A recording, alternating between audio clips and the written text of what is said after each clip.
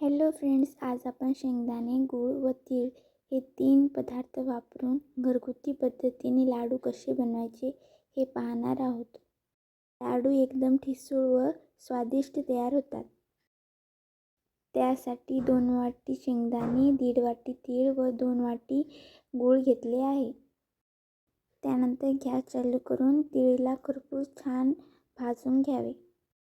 ज्यांना बाहेरचे गोड पदार्थ खायला जमत नाही त्यांच्यासाठी हा एक पौष्टिक पदार्थ आहे. ज्यांना पूर्णपणे शेंगदाण्याचे लाडू आवडत नाही त्यांच्यासाठी हे लाडू छान आहेत. त्यानंतर तीळ बाहेर काढून घ्यायचे. त्यानंतर शेंगदाणे भाजायला घ्यायचे व लो फ्लेम करून ते शेंगदाणे छान खरपूस भाजून घ्यायचे. शेंगदाण्यांना जेवढे तुम्ही कमी आचेवर भाजाल तेवढेच त्या लाडूचा स्वाद वाढेल.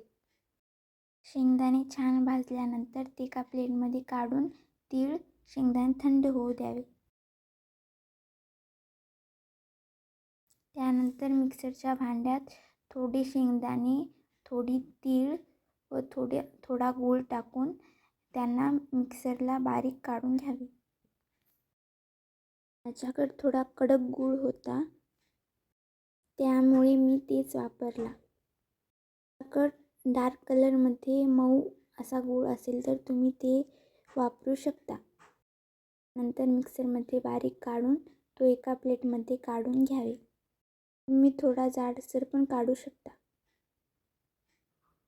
तर हलक्या हाताने दाबून त्याचे गोल लाडू बनवून घ्यावे.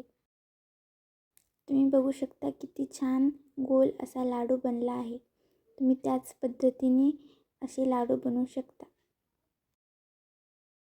असे राऊंडमध्ये फिरवल्यामुळे लाडूचा आकार गोल होतो. असेच मी सर्व लाडू बनवून घेतलेले आहेत.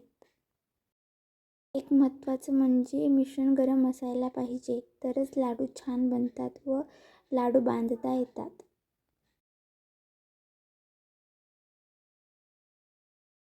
तुम्ही पाहू शकता लाडू किती छान बनत आहेत.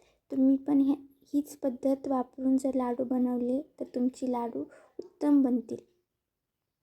सर्व लाडू तयार आहेत. व्हिडिओ आवडल्यास लाईक, शेअर, सबस्क्राईब करा व ही रेसिपी तुम्हाला कशी वाटली हे कमेंटमध्ये नक्की सांगा. थँक्यू.